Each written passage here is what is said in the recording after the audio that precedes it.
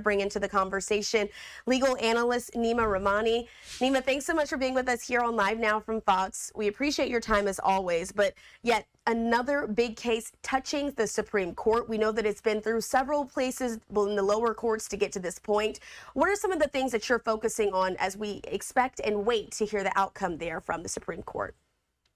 Christina, thanks for having me. The Supreme Court kicked off its new term with a big case today, hearing arguments on conversion therapy and whether it is protected by the First Amendment. And when you're talking about transgender rights and these issues, obviously they are very sensitive politically. There's people on both sides, and they have very strong feelings when it comes to transgender athletes, for instance, in women's sports, or transgenders in bathrooms. But in this particular case, we're really talking about a potential free speech issue, a likely free speech issue, in my opinion.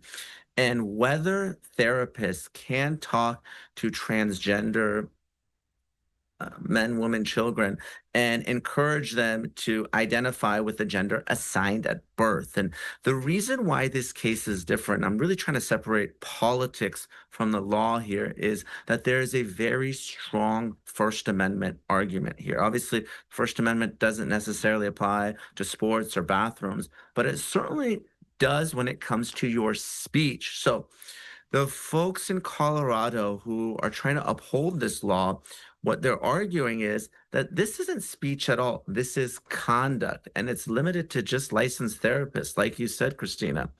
The challenge that they're going to have is not just that we have a 6-3 conservative majority on the Supreme Court, but free speech rights, they're pretty universally upheld by both liberals and conservatives alike. Even some of the liberal justices on the Supreme Court, like Sotomayor and Kagan, may side with the petitioner on this case. I wouldn't be surprised if this case ends up 8-1 with Justice Jackson, maybe the only dissenting opinion, or maybe 6-3. But I do believe it is a very strong argument, and that this law will be struck down. And it won't just be Colorado. It will be the 20 or so states that have similar laws on the books banning conversion therapy.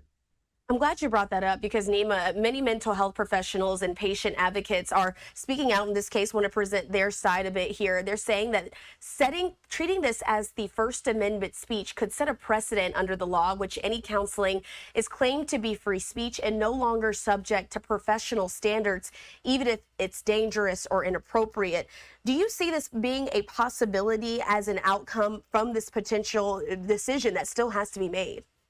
I understand the argument, Christina, but I still think that free speech is paramount. It's one of our most sacred constitutional protections. And if you go back and just analyze the different transgender rights cases that the Supreme Court has tackled, one of them was last year, like you said, the Tennessee ban on medical care for minors who want to transition. And the court said, well, obviously that's not protected. It's not speech, right? It's conduct. It's medical care. That can't be regulated or restricted. But if you go back, there was a case earlier, years ago, where the court upheld the prohibition against discriminating against transgenders in the workplace. And the reason they did is under the Civil Rights Act, it prohibits discrimination based on gender. And the court said that includes gender identity. So there has to be a specific law that protects the conduct or the law, or in this case, the speech. And when you're talking about a constitutional protection,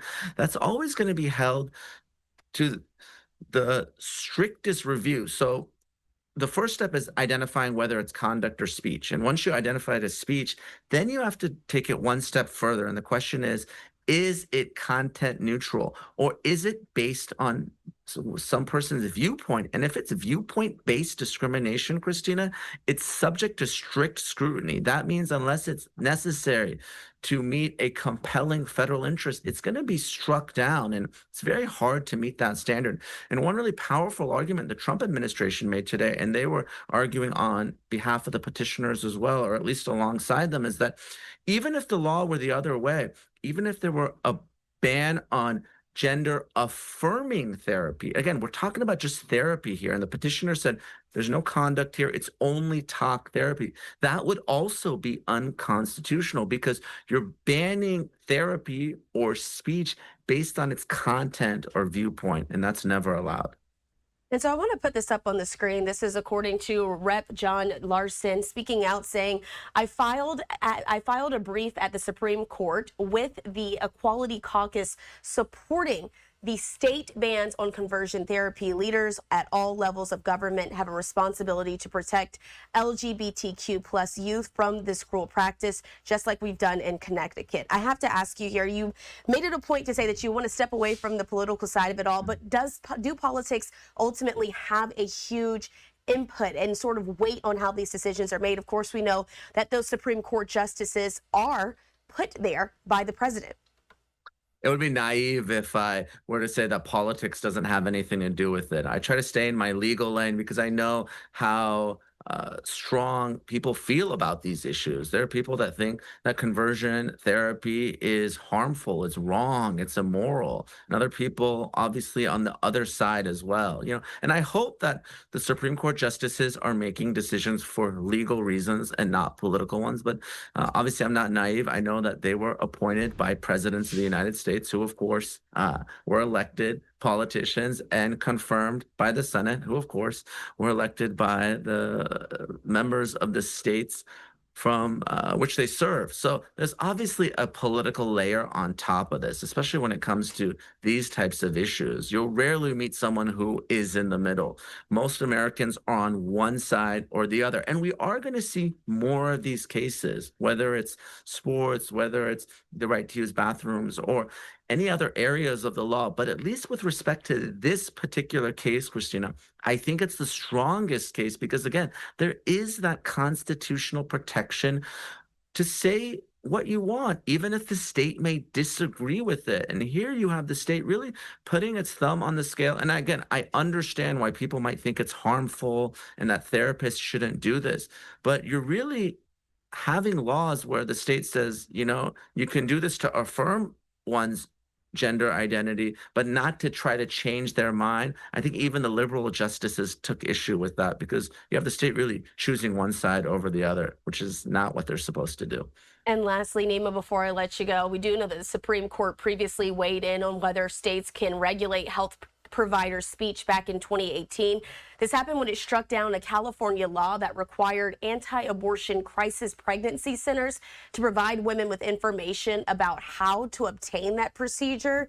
And so this is your state, California. We know that you're based there with the West Coast lawyers.